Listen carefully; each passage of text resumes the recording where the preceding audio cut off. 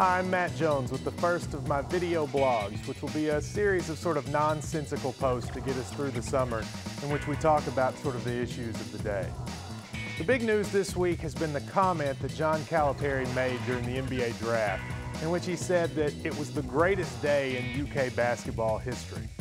Now, I was watching the draft when it happened and doing a live blog for Kentucky Sports Radio, and I immediately said that is the most ridiculous statement that I've ever heard.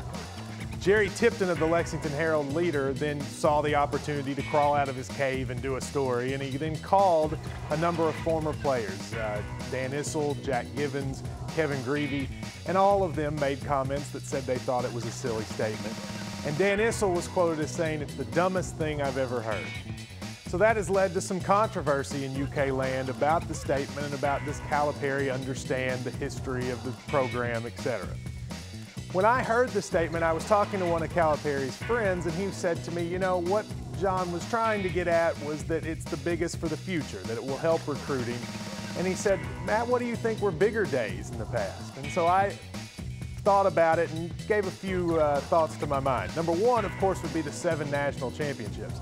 Kentucky's won the second most titles in the history of any program, and the point of college basketball is to win. So you take any of those 7, and I'll take that over the NBA draft night. Also, people forget other moments in history that Kentucky was a part of. In 1948, Kentucky not only won the national championship, but because of winning, they were picked to represent the United States in the Olympics and went to the Olympics as the USA basketball team and won a gold medal. Now, I think we'll see a long time before we'll ever see any team, college or pro, picked as the team to go to the Olympics, and Kentucky was the last college team to have that honor.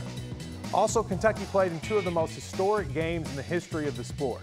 In 1966, the Rups-Runts team, of course, lost to Texas Western in a famous game that, while we lost, helped break the integration barrier in college basketball.